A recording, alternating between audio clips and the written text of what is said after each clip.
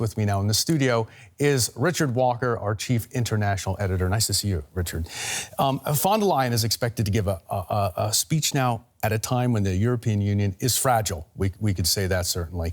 And one main goal is to reassure the bloc citizens that she has a solid pandemic recovery plan. What could it look like? Yeah, well, the centrepiece of this, Brian, is the EU's recovery fund, which Alexandra just mentioned earlier at the top of the show, which for von der Leyen, this is really pretty much chalked up as her biggest achievement so far in her, less than a year in office. Now, this fund is something that's already been agreed. It was agreed back in July at a summit between all of the EU leaders after much haggling. And it really is seen as something of a breakthrough. And that's a breakthrough in two ways. First of all, in the EU coming together and deciding to really kind of spend its way out of a crisis like this, but also in the way that the money is being raised, a real kind of sign of solidarity among member states, where member states have agreed that the European Commission is going to go out and borrow this money themselves on the markets, and that will be underpinned by all of the member states. That money will be guaranteed by all of the member states. This is something that hasn't happened before.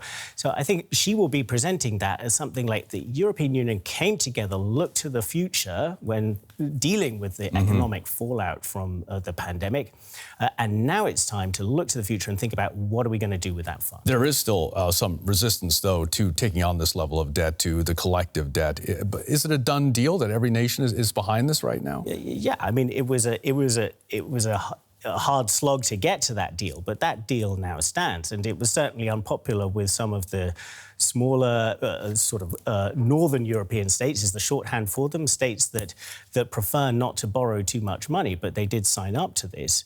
And I think, von der Leyen's message is probably going to be, OK, it's time to look to the future. And I think key for her is going to be marrying this effort to kind of get the economy going with the priorities that the Commission already had for the European Union, things like tackling climate change. OK, now, along with tackling climate change and coronavirus recovery, we have migration. That's shaped up to be a very big issue over the last week, of course, with the fire at the Moria migration camp on Lesbos. That's the EU's biggest migrant camp, 12,000 people now homeless. How could the plan that we might see being put forward today differ from what we have right now?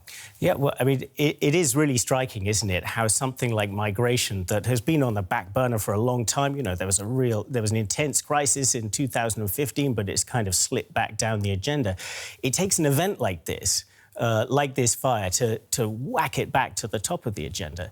Now, the migration pact that the EU has talked about for a long time was something that looked like it was going to be shunted off again, eclipsed by the pandemic. But here we've seen it really come back onto the agenda.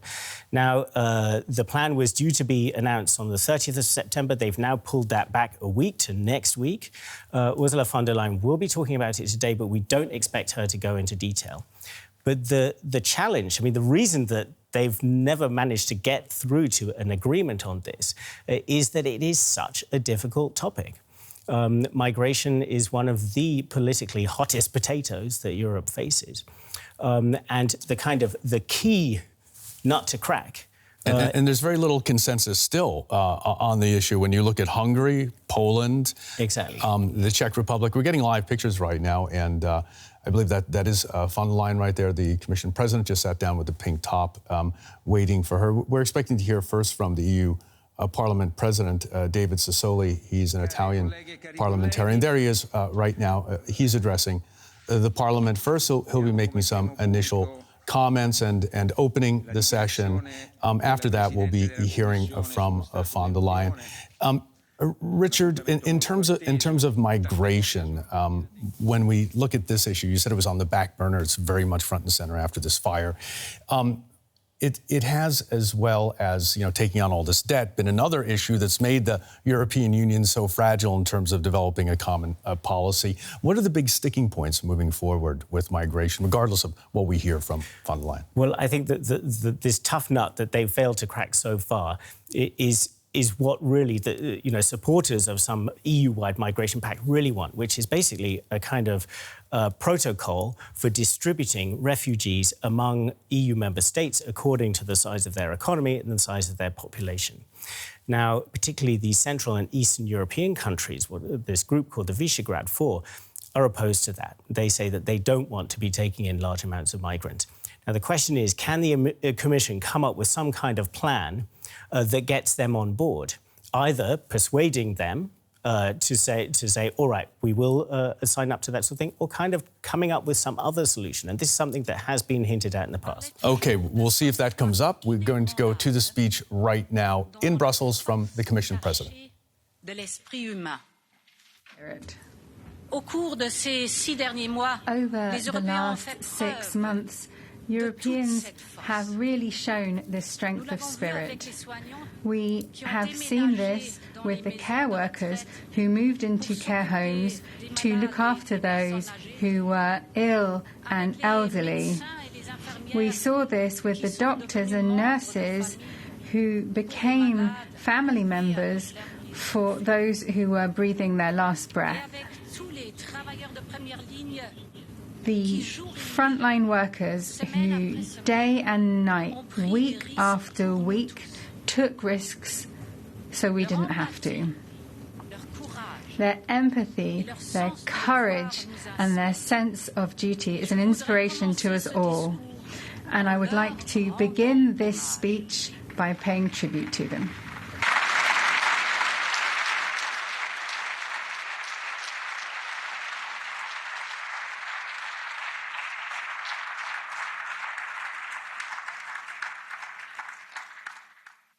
Their stories also reveal a lot about the state of our world and the state of our union.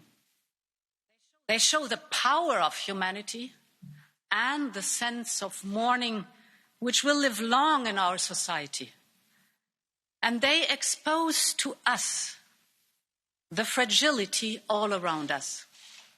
A virus 1,000 times smaller than a grain of sand exposed how delicate life can be.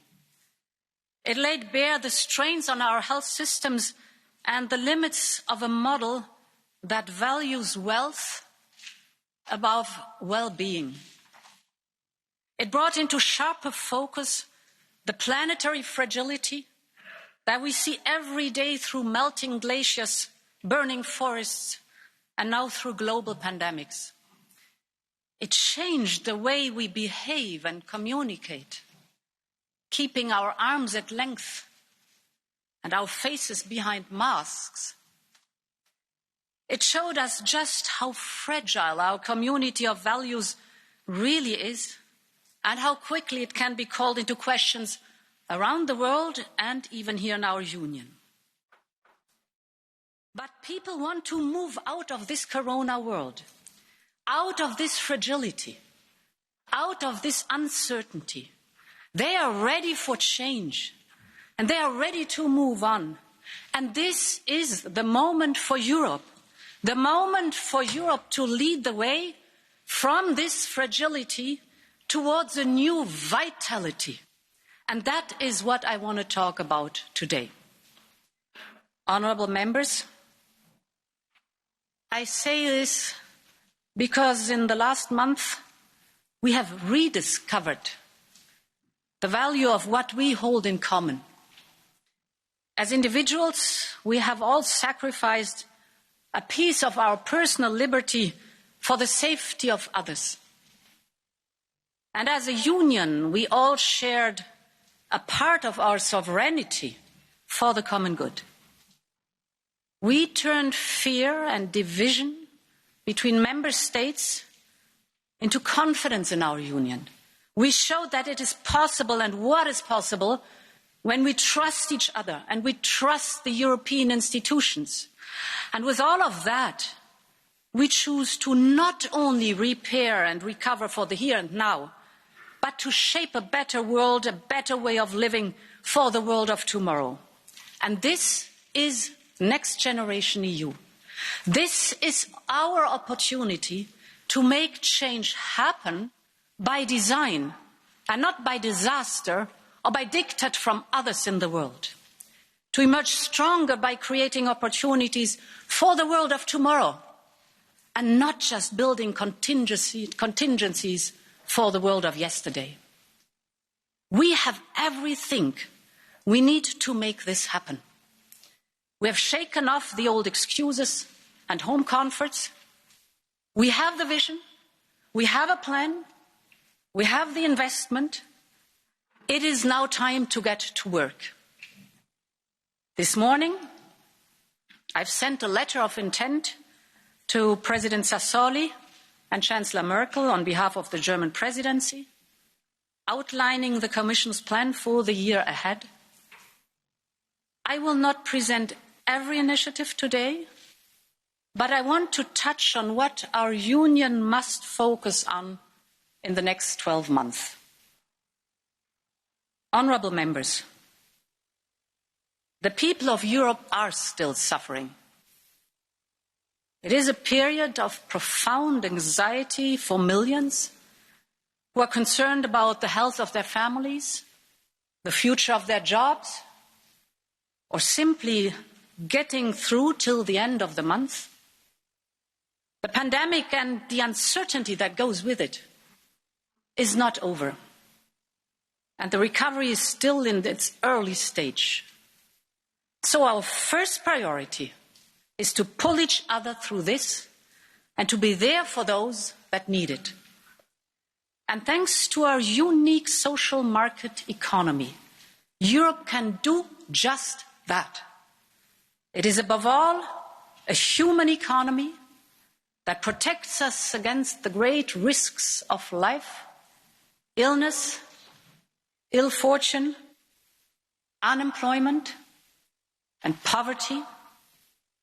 It offers stability and helps us better absorb shocks.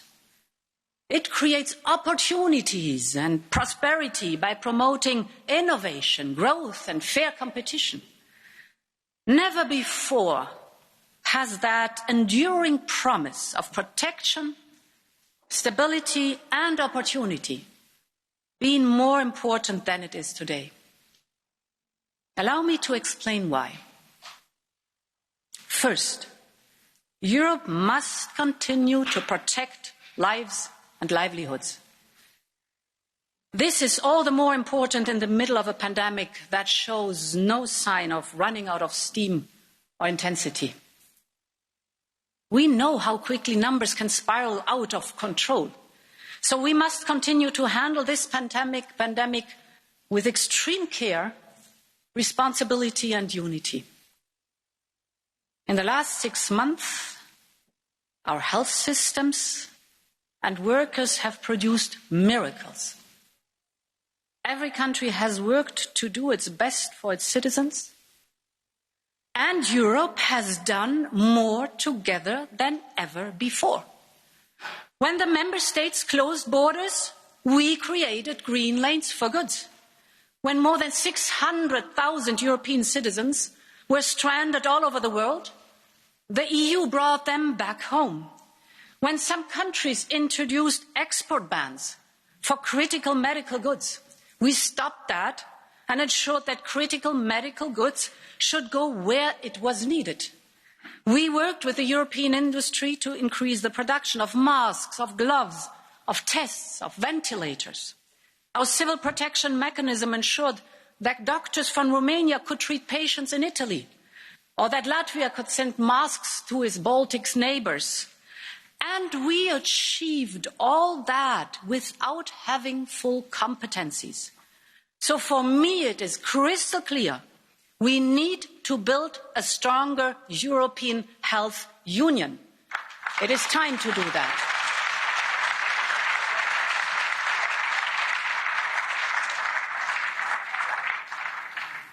And to start making this a reality, we must now draw the first lessons from the health crisis.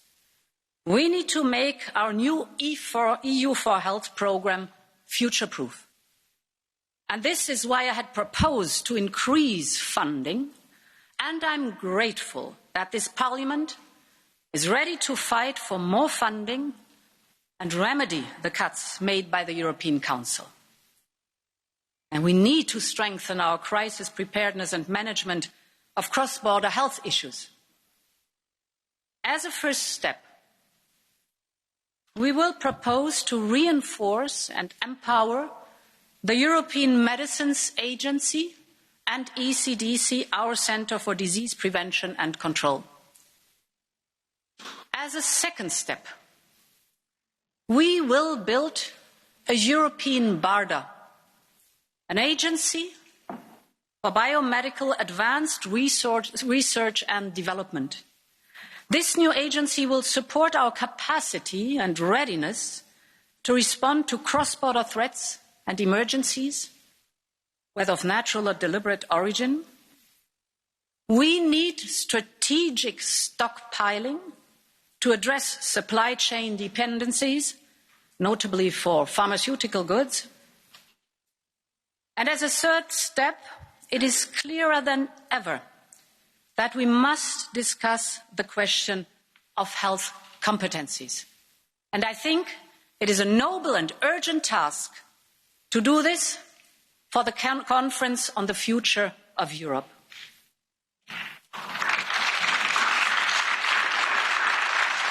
And finally, and because it was a global crisis, we need to learn the global lessons. This is why, along with Prime Minister Conte and the Italian G20 presidency next year, I will convene a global health summit next year in Italy.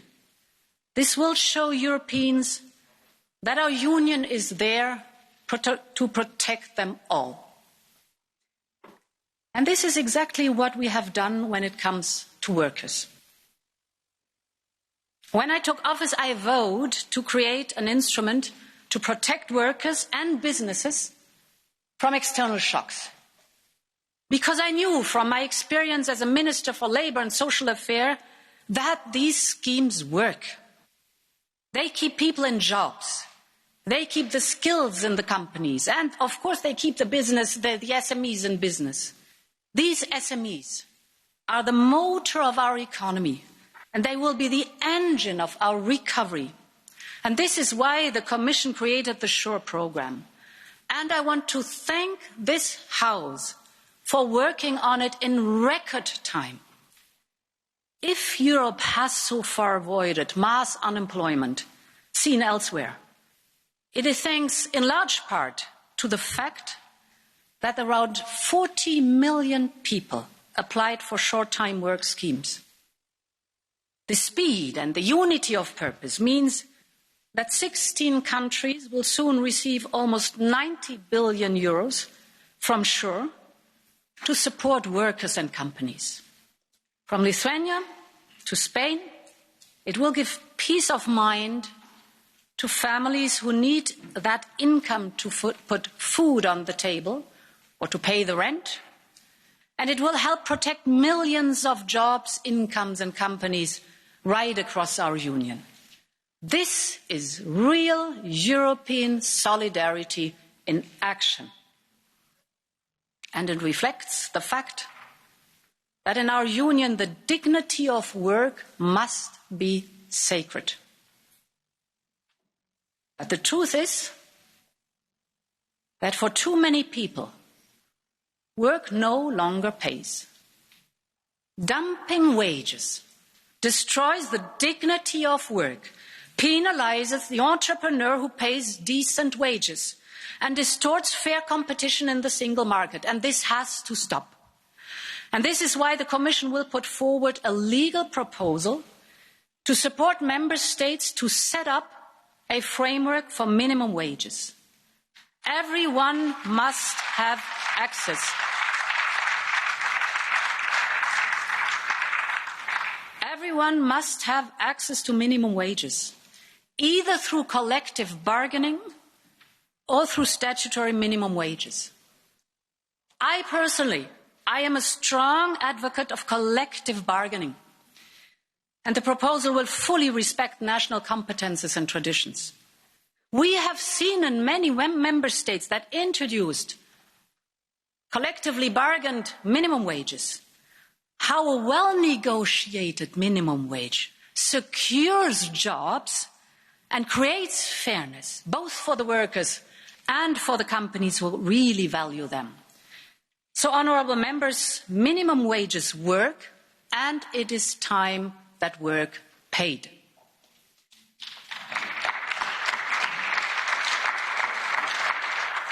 The second promise of the social market economy is that of stability. By showing it was united and up to the task, Europe provided the stability that our economies need. And we'll not forget, when the crisis hit, the Commission immediately triggered the General Escape Clause for the very first time in our history. We flexibilised our European funds and state aid rules, authorising more than €3 trillion in support to companies and industry. From fishermen in Croatia to farmers in Greece, from SMEs in Italy to freelancers in Denmark. The European Central Bank took decisive action through the PEP programme. The Commission proposed Next Generation EU in record time, thus combining investment and the much-needed reforms. The Council endorsed it in record time. This House is working towards voting on it with maximum speed. Honourable members, for the first time and for exceptional times, Europe has put in place its own common tools to complement national fiscal stabilisers. This is a remarkable moment of unity in the European Union, and this is an achievement we should take collective pride in. We made that.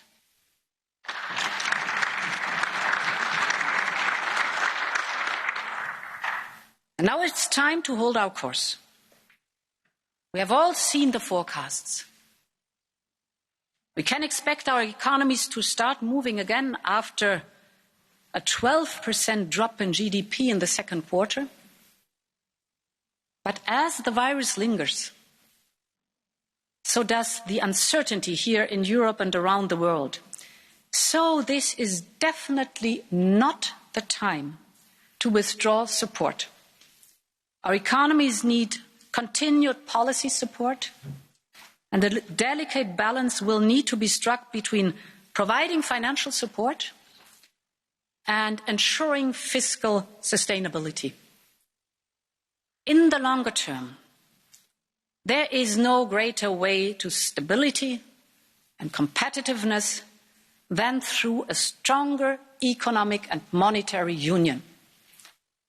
Confidence in the euro has never been stronger. The historic agreement on Next Generation EU shows the political backing that it has. And we must now use this opportunity to make structural reforms in our economies and complete the capital markets union and the banking union. Deep and liquid capital markets are essential to give businesses access to the finance they need, and they need it to grow and invest in recovery and in the future, and they are also a prerequisite to further strengthen the international role of the euro. So let's get to work and finally complete this generational project. And the third enduring promise is the promise of opportunity. The pandemic reminded us of many things we may have forgotten or we may have taken for granted.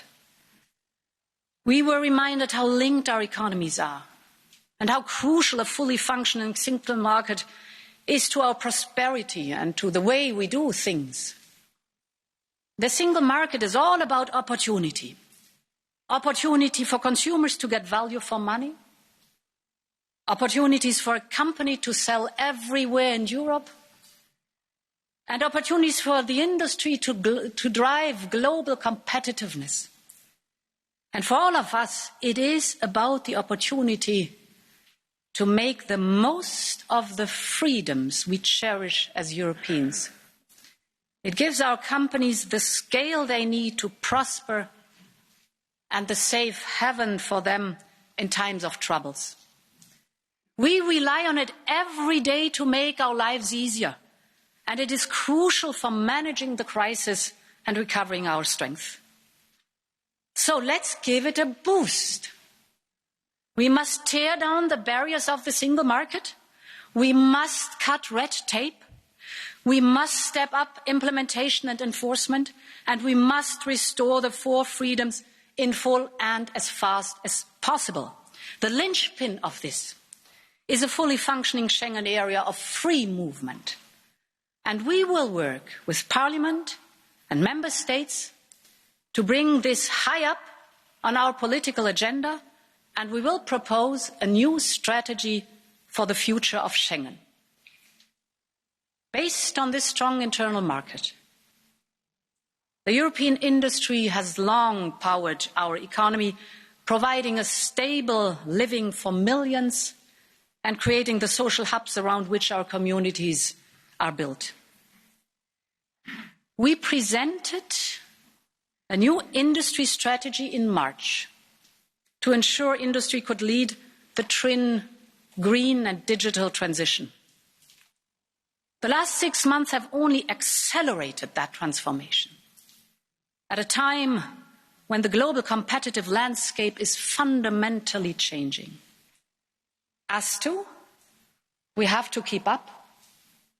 And this is why we will update our industry strategy in the first half of next year and adapt our competition framework, which should also keep pace. Honourable members, all this will ensure Europe gets back on its feet. But as we pull through together, we must also propel ourselves forward in the world of tomorrow. And there is no urgent need for acceleration, no more urgent need for acceleration than when it comes to the future of our fragile planet. While much of the world's activity froze during lockdowns and shutdowns, the planet continued to get dangerously hotter. And we see it all around us. From houses evacuated due to the glacier collapse on the Mont Blanc, to fires burning through Oregon, to crops destroyed in Romania by the most severe droughts in decades. But we also saw nature coming back into our lives. We longed for green spaces and clean air, for our mental health and our physical well-being. We know change is needed, and we also know it is possible. The European Green Deal is our blueprint to make that transformation. At the heart of it is our mission to become the first climate-neutral continent in 2050. But we will not get there with the status quo. We need to go faster, and we need to do things better. We looked in depth in every sector to see how fast we could go and how to do it in a responsible, evidence-based way. We held a wide public consultation and conducted an extensive impact assessment. And on this basis, the European Commission is proposing to increase the 2030 targets for emission reduction to at least 55%.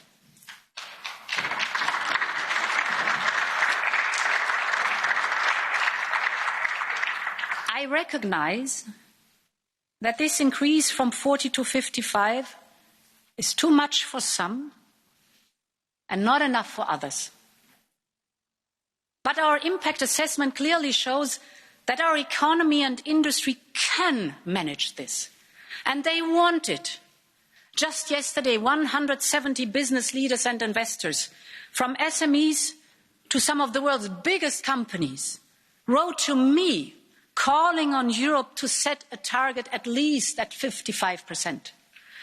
Our impact assessment clearly shows that meeting this target would put the European Union firmly on track for climate neutrality by 2050 and for meeting our Paris Agreement obligations. And if others follow our lead, the world will be able to keep warming below 1.5 degrees Celsius. I'm fully aware that many of our partners are far away from that, but we have to lead. And I will come back to the carbon border adjustment mechanism later. But for us, the 2030 target is ambitious, it's achievable, and it is beneficial for Europe. We can do it. And we have already shown that we can do it. While emissions dropped 25% since 1990, our economy grew more than 60%. The difference is now that we now have the technology, we have way more expertise, and we have the investment. And we are already embarking towards a circular economy with carbon neutral production. We want to be leading in the world on that. We have more young people pushing for change. We have more proof that what is good for the climate is good for business and is good for us all. And we have a solemn promise to leave no one behind in this transformation. With our Just Transition Fund, we will support the regions that have a bigger and more costly change to make. We have it all. Now it's our responsibility to implement it and to make it happen. And I want you at my side, and I invite you for this endeavour, because we only can do it together. This is our mission on the European level, honourable members. Meeting this new target will reduce our energy import dependency, will create millions of extra jobs, and more than half air pollution. To get there, we have to start now. By next summer, we will revise all of our climate and energy legislation to make it fit for 55. We will enhance emission trading, boost renewable energy, improve energy efficiency, reform energy taxation. But the mission of the European Green Deal involves much more than cutting emissions. This is important. But it is about making systemic modernization across our economy, society and industry. It is about building a stronger world to live in. Our current levels of consumption of raw material, energy, water, food and land use is not sustainable. We need to change how we treat nature, how we produce and consume, how we live and work, eat and heat, travel and transport. So we will tackle everything from hazardous chemicals to deforestation to pollution. This is a plan for a true recovery. It is an investment plan for Europe. And this is where Next Generation EU will make a real difference. Firstly, 37% of Next Generation EU will be spent directly on our European Green Deal objectives. And I will ensure that it also takes green financing to the next level. We are world leaders in green finance, and we are the largest issuer of green bonds worldwide. We are leading the way in developing a reliable EU green bond standard. And I can announce today that we will set a target of 30% of Next Generation EU's 750 billion euros to be raised through green bonds. Secondly, Next Generation EU should invest in lighthouse European projects with the biggest impact: hydrogen, renovation, and 1 million electric charging points. And allow me to explain how this could work. 2 weeks ago in Sweden, a unique fossil-free steel pilot began test operations. It will replace coal with hydrogen to produce clean steel. This shows the potential of hydrogen to support our industry with a clean license to operate. I want Next Generation EU to create new European hydrogen valleys to modernize our industries, to power our vehicles, and to bring new life to our rural areas. The second example are the buildings we live and work in. Our buildings generate more than 40% of our emissions. They need to become less wasteful, less expensive, and more sustainable. And we know that the construction sector can even be turned from a carbon source into a carbon sink if organic building materials like wood and smart technologies like AI are being used. So I want Next Generation EU to kickstart a European renovation wave and make our union a leader in the circular economy. But this is not just an environmental or economic project. It needs to be a new cultural project for Europe. Every movement has its own look and feel. And we need to give our systemic change its own distinct aesthetics to match style with sustainability. And this is why we will set up a new European Bauhaus, a co-creation space where architects, artists, students, engineers, designers work together to make that happen. This is Next Generation EU. This is shaping the world we want to live in. A world served by an economy that cuts emission, boosts competitiveness, reduces energy poverty, creates rewarding jobs and improves quality of life. A world where we use digital technologies to build a healthier, a greener society. And this can only be achieved if we all do it together. And I will insist that recovery plans don't just bring us out of the crisis, but also help us propel Europe forward in the world of tomorrow. Sehr geehrte Damen und Herren Abgeordnete, stellen wir uns einen Moment diese Pandemie vor, ohne das Digitale. That this pandemic occurs during a time without digital technology. Quarantine, spent in full isolation, cut off from family, relatives, supply problems, inability to go to work. Surely this is what it must have looked like 100 years ago in the last pandemic. A century on, modern technology enables us, in a time of severe pandemic, for young people to pursue their studies at home, people to work from home, keeping production lines open and distributing those products. It allows public administration to provide important services to citizens. In a matter of just a few weeks, we witnessed greater progress and digital transformation than over several years. But we are coming up against the limit of what analog technology will allow us to do now. This transition has just begun. The forthcoming decade will and must be Europe's digital decade. We need a common plan for a digital Europe with clearly set out targets and objectives for 2050. We need targets for 2030 in the field of connectivity, digital competence, skills, public administration and many other areas.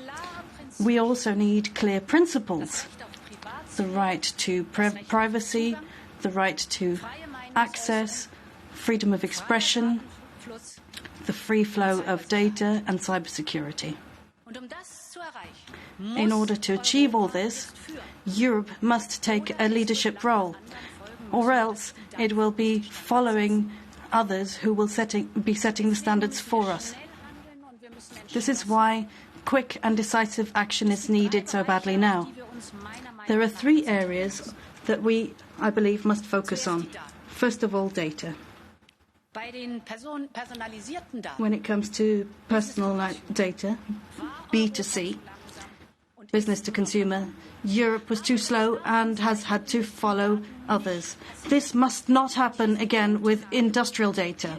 And I have some good news. Europe is in the lead in this field. We have the technology and we have the industry. But this alone will not win us the race.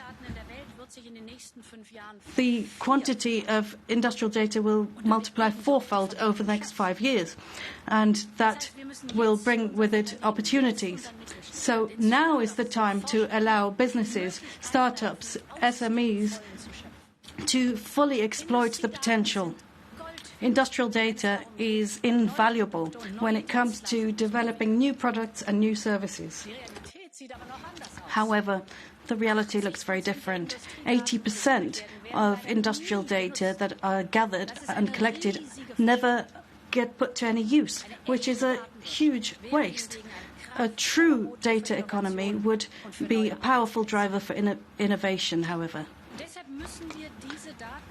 This is why Europe must secure the data and make it widely accessible. We need common data collection in the field of energy and healthcare, for example, which will boost the activity of research clusters. Businesses, research centers must be able to access in a secure way this data and use its potential. This is why, in the context of Next Generation EU, we will be establishing a European cloud on the basis of Gaia X. The second area that we must focus on is technology itself, in particular artificial intelligence. Now, whether it's for precision farming or precision healthcare and early diagnosis in healthcare, or autonomous driving, AI opens up whole new worlds for us. It's truly fantastic. But these worlds need to be regulated too. Algorithms must not create any black boxes, and there must be clear rules and procedures when things go wrong. The European Commission will be proposing a new European law in this field, which will tackle the issue of supervision of personal data and control of personal data. Every time we access a website and it asks us to establish a new digital identity or set up a user profile or to register on a platform, the fact is we simply don't know what will happen to our data. We must put a stop to this. This is why the European Commission will come forward with a proposal for a new secure digital identity, one that we can really trust and that citizens can use Europe-wide for everything, whether it's renting a bicycle or paying taxes. An identity that you have full control over, where you can control the data that is transferred and how it is used. That is our idea of a technology focused and centered around people, for the service of people. The third focal point, infrastructure. We must keep up with the racing pace of technology. And if we want to build a Europe that is on an equal footing with others, then we simply cannot allow 40% of people in rural areas to still be lagging behind when it comes to broadband access. Broadband connections are the foundation for home learning, home shopping, home office working, and many of the services that are now being offered online. Without broadband, it's simply impossible to run a business these days or to expand a business. Fast data connections are a basis, a requirement, and an opportunity for rural areas to develop. It's only with this technology that rural areas will fully be able to exploit their potential and attract investment and populations. The investment leap that we're going to see through Next Generation EU is a one-time opportunity. It's a once-in-a-lifetime opportunity to move forward with development. in this field. This is why we want to focus on secure connectivity, developing 5G, 6G and fiberglass. We need to use this opportunity to come up with a common approach for connectivity and the development of digital infrastructure in Europe. Now, none of this is an end in itself. This is about no less than Europe's digital sovereignty. And in this context, I'm very pleased to announce an 8 billion investment in supercomputer technology. This will be high-tech, made in Europe.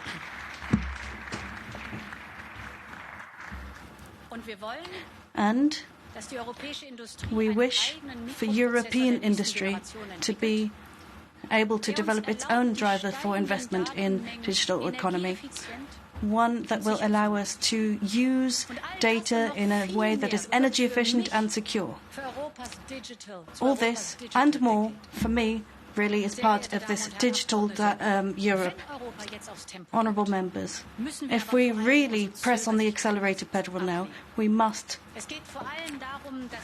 ensure that we adhere to our principle. We allow that Europe retains control over its future, sets the course for its future. We have everything we need in order to realise this dream. Industry is clamouring for a plan, and that plan is now in place. There's never been a better time to invest in technology across Europe, from Sofia to Lisbon. Across the continent, we want to open new digital clusters. We have the idea, we have the investment power to be truly successful in this field, which is why 20% of the next generation EU budget will be earmarked for digital development. And with this, we hope to propel Europe into the digital age on the basis of our values, our strengths and our ambitions. Honourable members, Europe is determined to use this transition to build the world we want to live in. And that, of course, extends well beyond our external borders.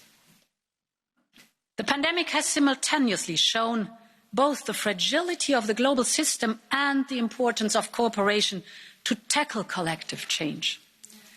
And in the face of the crisis, some around the world choose to retreat into isolation. Others actively destabilize the system. Europe chooses to reach out. Our leadership is not about self-serving propaganda. It is not about Europe first. It is about being the first to seriously answer the call when it is needed. In the pandemic, European planes delivering thousands of tons of protective equipment landed everywhere, from Sudan to Afghanistan, Somalia to Venezuela. We know no of us will ever be safe until all of us are safe. And we know wherever we live, whatever we have, there has to be access, affordable and safe access to vaccines, treatments and diagnostics. At the beginning of the pandemic, there was no funding, there was no global framework for a COVID-19 vaccine. There was just the rush to be the first one to get one. And this was the moment when the European Union stepped up to lead the global response. With civil society, with G20, with WHO and others, we brought more than 40 countries together to raise 16 billion euros to finance research on vaccines, on tests, on treatments for the whole world. And this is Europe's unmatched convening power we can be so proud of. It is not enough to find a vaccine. We need to make sure that European citizens and those around the world have access to it. And just this month, the European Union joined the COVAX Global Facility and contributed €400 million to help ensure that safe vaccines are available not only for those who can afford it, but for everyone who needs it. Because we know vaccine nationalism puts lives at risk. Only vaccine cooperation saves lives.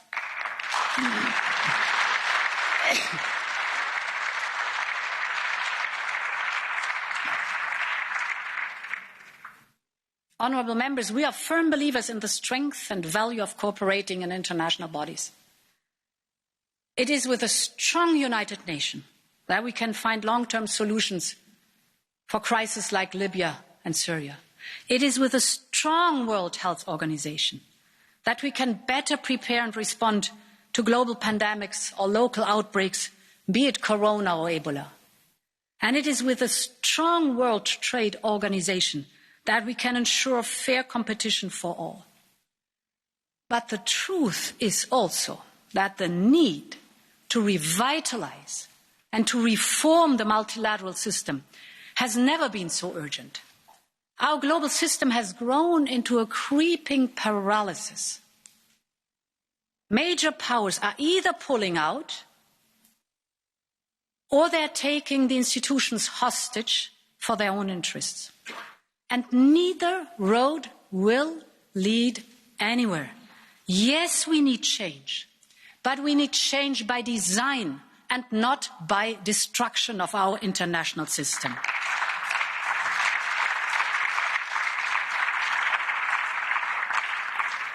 And this is why I want the European Union to lead reforms on WHO and WTO so that they are fit for today's world. But we know that multilateral reforms take time, and in the meantime, the world will not stop. Without any doubt, there's a clear need for Europe to take clear positions and quick actions on global affairs. 2 days ago, the latest EU-China leaders meeting took place. The relationship between the European Union and China is simultaneously one of the most strategically important and one of the most challenging we have. And from the outset, we have said China is a negotiating partner, an economic competitor, and a systemic rival. We have interests in common on issues such as climate change, and China has shown it is willing to engage through a high-level dialogue, but we expect also China to live up to its commitments in the Paris Agreement and to lead by example. In the economic field, there's still hard work to do on a fair market access for European companies, reciprocity and overcapacity. And we continue to have an unbalanced trade and investment partnership. And there is no doubt that we promote very different systems of governance and society. We believe in the universal value of democracy and the rights of the individual. Europe is certainly not without issues. Think, for example, of growing anti-Semitism. But criticism and opposition, we discuss them here publicly. Criticism and opposition are not only accepted, but they are legally protected. There is an open debate about all these issues. So we must call out human rights abuses whenever and wherever they occur, be it on Hong Kong or be it with the Uyghurs.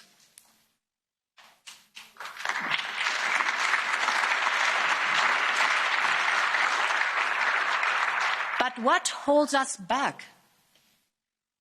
Why are even simple statements on EU values delayed, watered down, or held hostage for other motives?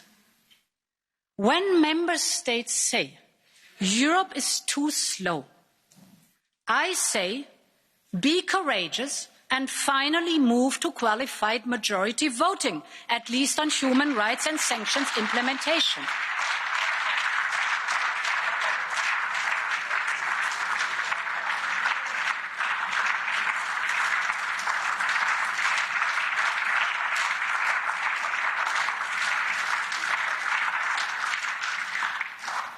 This House has called many times for a European Magnitsky Act.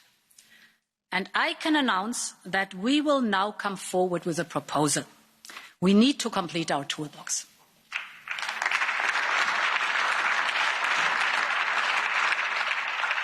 Honourable members, be it in Hong Kong, Moscow or Minsk, Europe must take a clear and swift position. And I want to say it loud and clear. The European Union is on the side of the people of Belarus.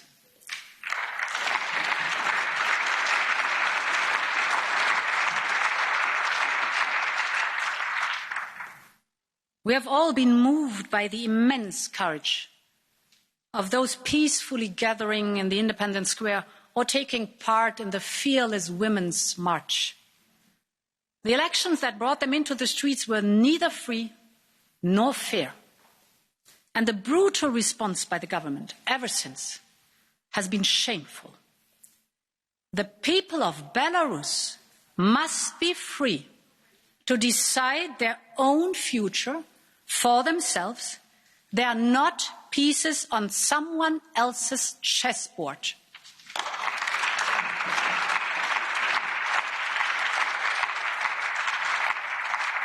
And to those that advocate closer ties with Russia, I say that the poisoning of Alexei Navalny with an advanced chemical agent is not a one-off.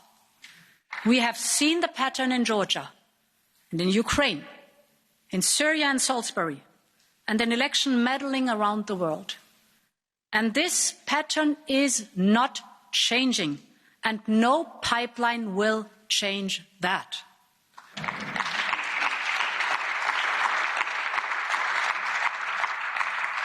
Turkey is and will always be an important neighbour. But while we are close together on the map, the distance between us appears to be growing. Yes, Turkey is in a troubled neighbourhood. And yes, it is hosting millions of refugees, for which we support them with considerable funding. But none of this is justification for attempts to intimidate their neighbours. Our member states, Cyprus and Greece, can always count on Europe's full solidarity on protecting their legitimate sovereignty rights.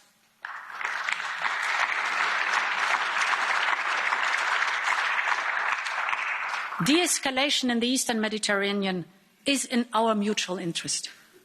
The return of exploratory vessels to Turkish ports in the past few days is a positive step in this direction. This is necessary to create the much-needed space for dialogue.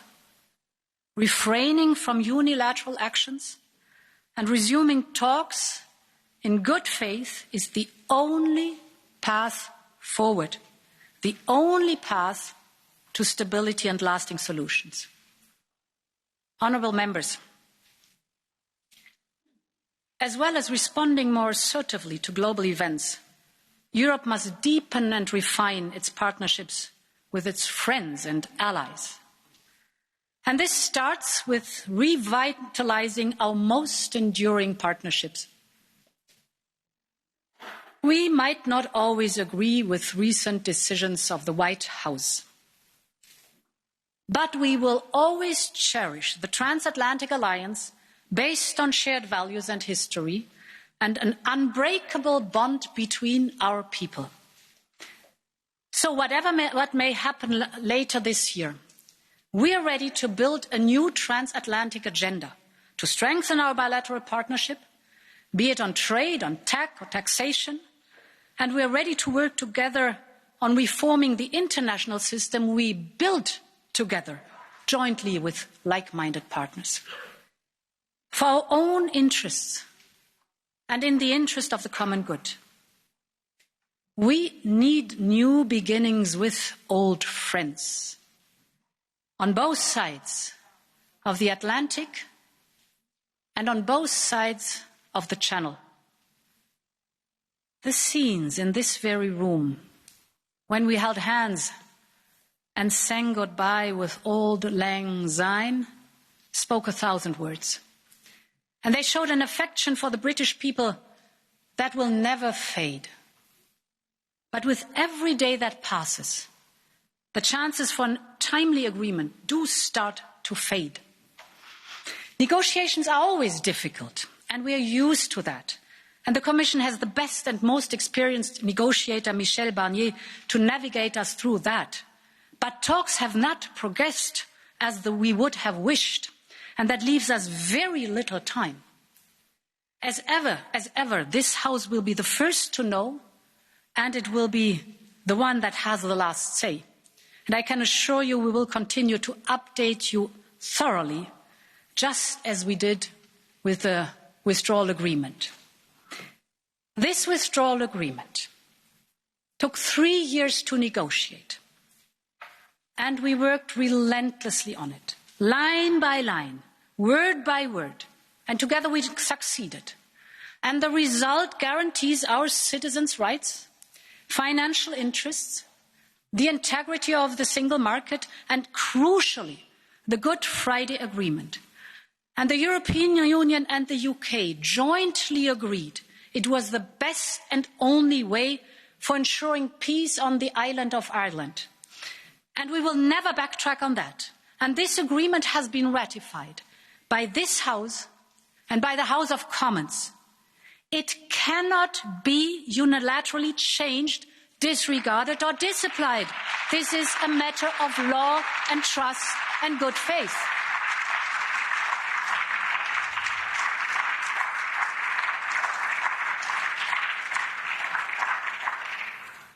And that is not just me saying it. I remind you of the words of Margaret Thatcher. I quote, "Britain does not break treaties. It would be bad for Britain, bad for relations with the rest of the world, and bad for any future treaty on trade." End of quote. This was true then, and this is true today.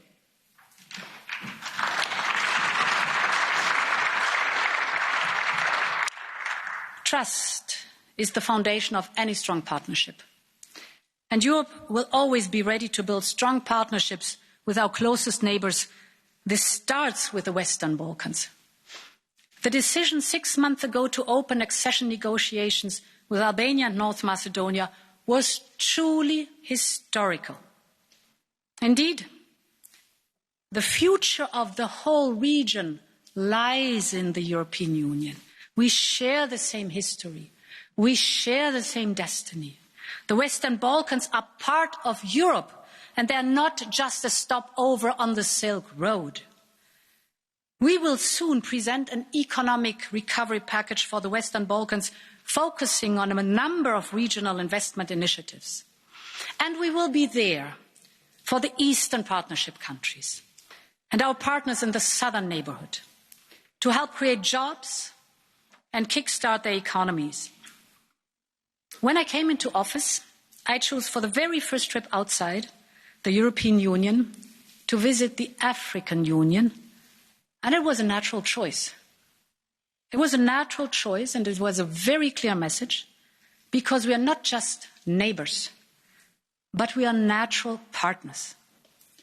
3 months later, I returned with my entire college to set out the priorities for our new strategy with Africa. It is a partnership of equals, where both sides share opportunities and responsibilities. Africa will be a key partner in building the world we want to live in, whether it is on climate, digital, or trade. Honourable members, we will continue to believe in open and fair trade across the world, not as an end in itself, but as a way to deliver prosperity at home and promote values and standards. More than 600,000 jobs in Europe are tied, for example, to the trade with Japan. And our recent agreement with Vietnam alone helped secure historic labour rights for millions of workers in the country. We will use our diplomatic strength and economic clout to broker agreements that make a difference, such as designating maritime protected areas in the Antarctica. This would be one of the biggest acts of environmental protection in history. We will form high-ambition coalitions on issues such as the digital ethics of fighting deforestation. And we will develop partnerships with all like-minded partners from Asian democracies to Australia, Africa, the Americas, and anyone else who wants to join. We will work on just globalization. We cannot take this for granted. We must insist on fairness and a level playing field. And Europe will always move forward, alone or with partners, to do that. I want to come back to the carbon border adjustment mechanism. Carbon must have its price, because nature cannot pay this price anymore. And this carbon border adjustment mechanism should motivate foreign producers and EU importers to reduce their carbon emissions, while ensuring that we level the playing field in a WTO-compatible way. The same principle applies to digital taxation. We will spare no effort to reach agreement in the framework of OECD and G20.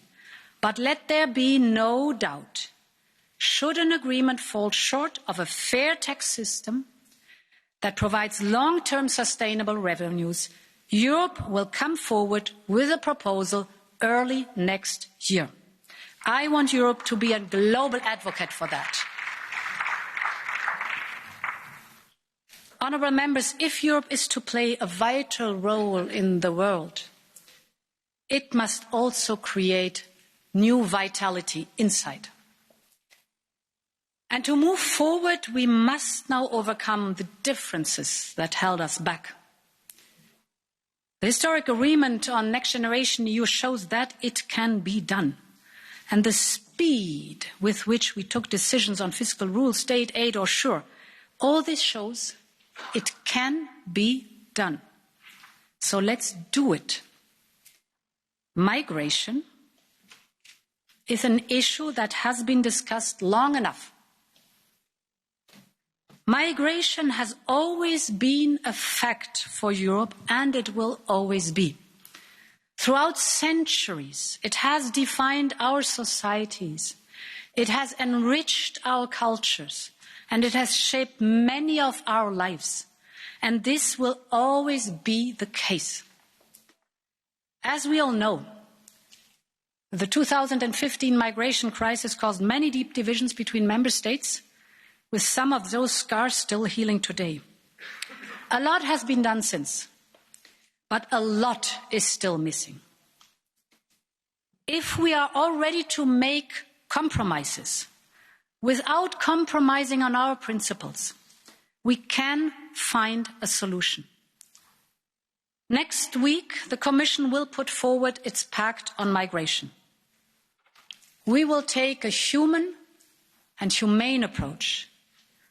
And there are principles.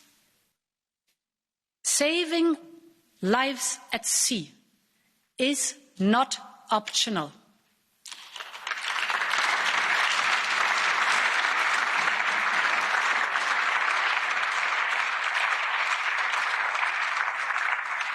And those countries who fulfill their legal and moral duties or are more exposed than others must be able to rely on the solidarity of our whole European Union.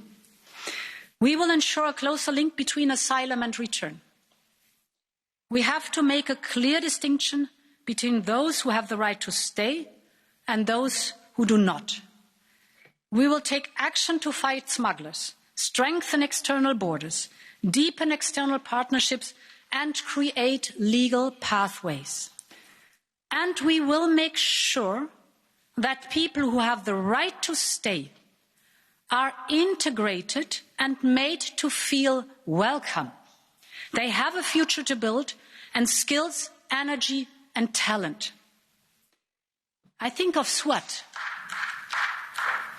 the teenage Syrian refugee who arrived in Europe dreaming of being a medical doctor. Within 3 years, she was awarded a prestigious scholarship from the Royal College of Surgeons in Ireland. I think of the Libyan and Somalian refugee doctors who offered their medical skills the moment the pandemic stuck in France. And last year, I told you of the story of Muaz, whom I had the honor to meet. He is studying physics today in Europe. Honorable members, if we think about what they have overcome and what they have achieved, then we simply must be able to manage the question of migration together. The images of the Moria camp are a painful reminder of the need for Europe to come together. Everybody has to take a step up here and take responsibility. And the Commission will just do that. The Commission is now working on a plan for joint pilot with the Greek authorities for a new camp on Lesbos. We can assist with asylum and return processes and significantly improve the conditions for the refugees. But I want to be clear. If we step up, then I expect all member states to step up too. Migration is a European challenge, and the whole of Europe must do its part.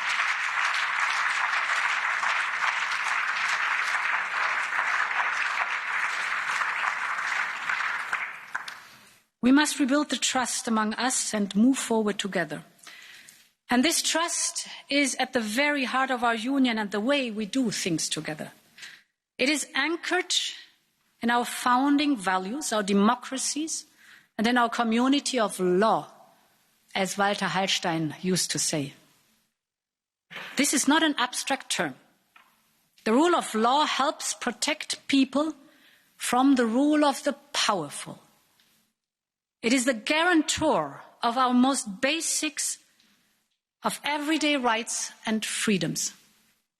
It allows us to give our opinion and to be informed by a free press. Before the end of the month, the Commission will adopt the first annual Rule of Law report covering all member states.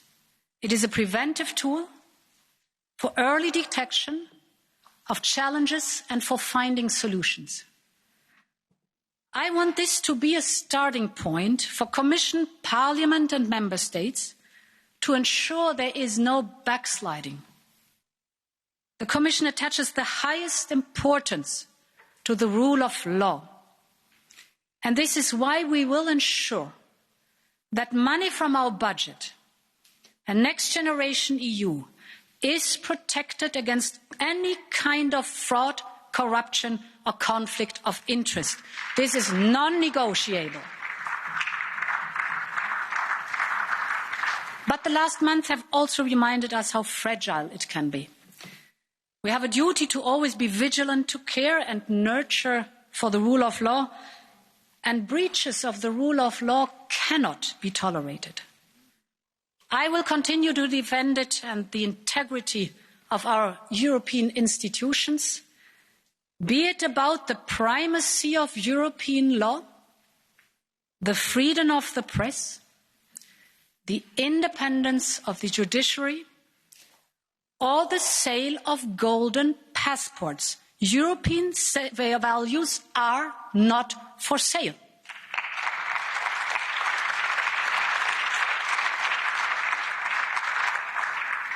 And honourable members, these values are more important than ever.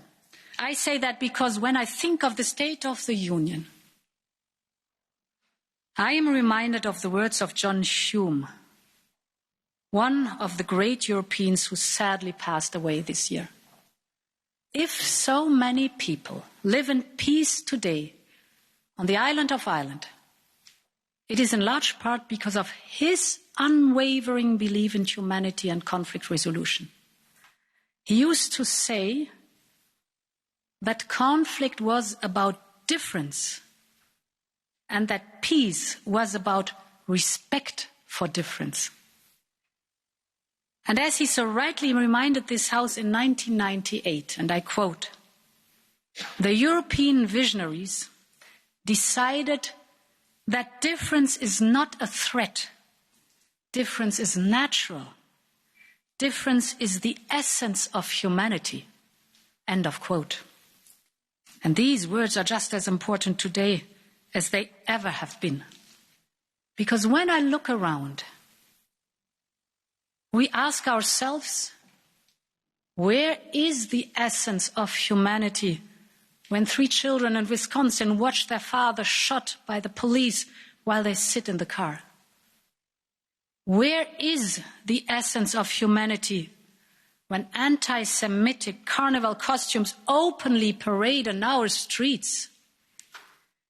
Where is the essence of humanity when every single day Roma people are excluded from society and others held back simply because of the color of their skin or their religious belief? I am proud to live in Europe in this open society of values and diversity. But even here in this union, these stories are a daily reality for so many people. And this reminds us that progress on fighting racism and hate is fragile. It is hard won, but very easily lost. So now is the moment to make change, to build a truly anti-racist union that goes from condemnation to action. And the Commission is putting forward an action plan to start making that happen. As part of this, we will propose to extend the list of EU crimes to all forms of hate crime and hate speech, whether because of race, religion, gender, or sexuality. Hate is hate, and no one should have to put up with that.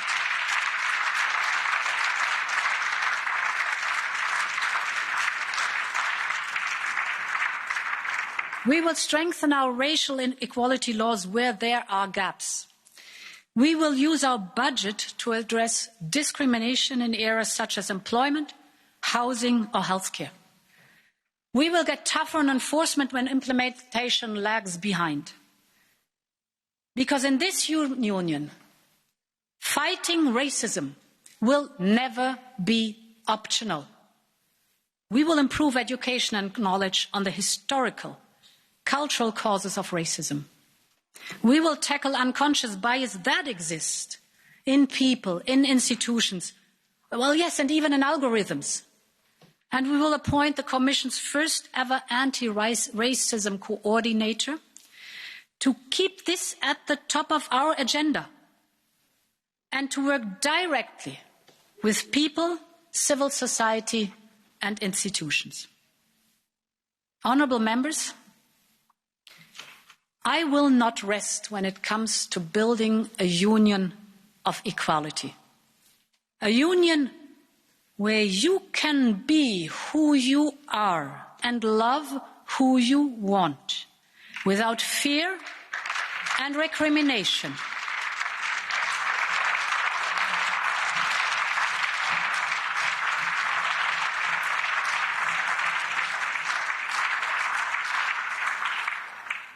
Because being yourself is not your ideology. It is your identity, and no one can ever take it away. So I want to be crystal clear. LGBTQI-free zones are humanity-free zones, and they have no place in our union.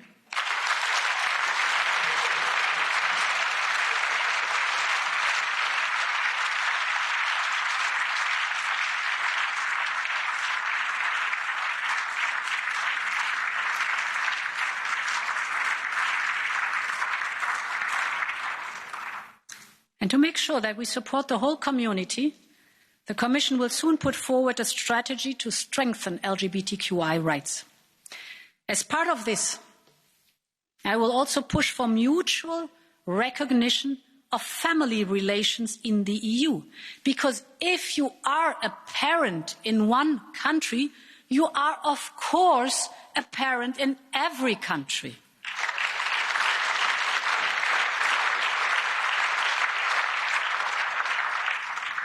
Mesdames et Messieurs les députés, voici le monde dans lequel nous voulons vivre.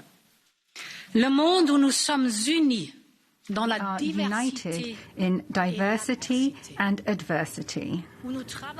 A world where we work together to overcome our differences and when we support each other in the difficult times. We are talking about a world of tomorrow that is stronger, more respectful, more healthy, a world that we are building to leave to our children. While we are teaching our children how to live, they are teaching us what life means. This year has showed that more than ever. There are millions of young people who are calling on us to enact change for a healthier planet, or the hundreds of thousands of children who put up beautiful rainbows in their windows as a sign of solidarity all across Europe. There is one image, though, that has really stayed with me over these last 6 months. It is an image which shows us the world through the eyes of our children. That is the image of Carola and Vittoria, two young girls who were playing tennis on the roofs of Liguria in Italy during the lockdown. It was not just their courage and their talent that shone through in this image, but it is also the lesson that they can teach us. It is a lesson to never give up when faced with obstacles, that you should never let conventions hold you back, and that you should always seize the moment. That is what Carola, Vittoria, and all the young people of Europe teach us every day about how to live. This is the future generation of Europeans, next generation EU. This year, Europe has taken up their example and made a step forward together. When we needed to find a way forward for our future, we did not let outdated conventions hold us back. When we felt a fragility around us, we seized the moment to give fresh impetus to our union. When we had the opportunity to go it alone, as we have done in the past, we chose to use the full strength of the 27 to give all 27 a chance for the future. We have shown that we are in this together and that we will overcome this together. Ladies and gentlemen, members of Parliament, the future will be what we make of it, and Europe will be what we want it to be. We should stop trying to break it down and instead build it up to make it stronger and to build the world that we want to live in. Long live Europe. Lang lebe Europa.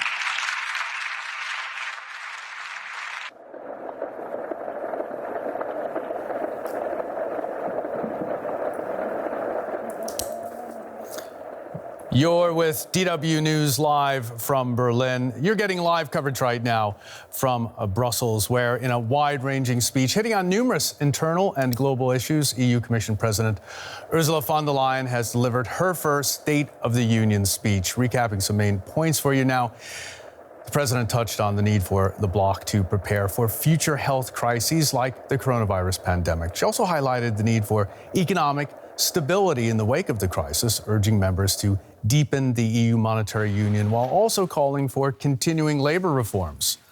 On the climate, von der Leyen said the EU needed to go faster to achieve climate goals and proposed raising carbon emission reduction targets significantly. She also touched on plans to invest in digitalization and AI with the creation of a new EU supercomputer. Von der Leyen also touted a new EU migration pact due to be unveiled next week. Okay, let's go to Brussels live now for more from DW's bureau chief there, Alexandra van Namen. Alexandra, a wide-ranging speech there. European Commission President said she wants to move the EU from fragility to vitality. What struck you most about her path to get there? Well, I think what was very interesting was to see how she really managed to send a positive message, how she was trying to convince the members of the European Parliament that the European Union can and should emerge stronger, more resilient out of the corona pandemic crisis, and how she was insisting that the European Union should take a leadership role in terms of climate change, with regard to the climate change, where she announced that the Commission is proposing to increase the target of emissions reduction up to 55% in 2030. And she also was saying that the European Union now, after this crisis, or in the middle of this crisis, has a chance to be a leader with regard to digital transformation. And she made quite a huge number of very concrete proposals. One of them, the establishment of a secure digital identity that the EU citizens could use, whether we are talking about riding a bicycle or paying taxes. Okay, there was also some very specific suggestions there from her, from also getting to a global vaccine to fight the pandemic and moving into the future for potentially other vaccines as well. What did she have to say there? Well, she was once again talking how important it is to coordinate the efforts.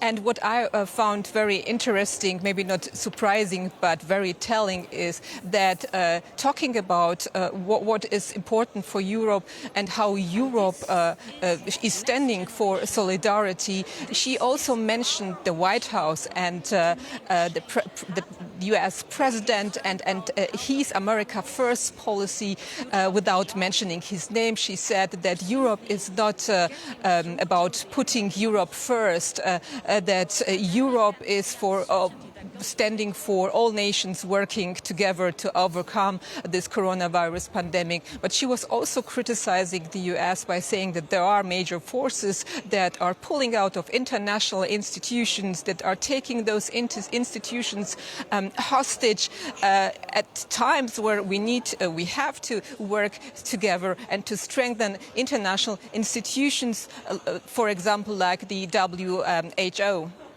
The Commission President also touched on some of the challenges facing the European Union right now. Some old wounds from the migration crisis, for example, that are still healing.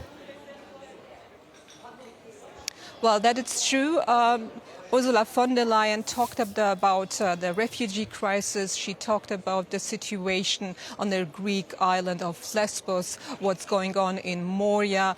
And here, once again, she stressed how important it is to show solidarity with those who need refuge, but at the same time, how important it is for the European states to be together, to come together on this issue and to work together to solve this crisis. Alexandra von Namen in Brussels, live where Ursula von der Leyen has just delivered her first State of the Union address. Thanks so very much for now, Alexandra.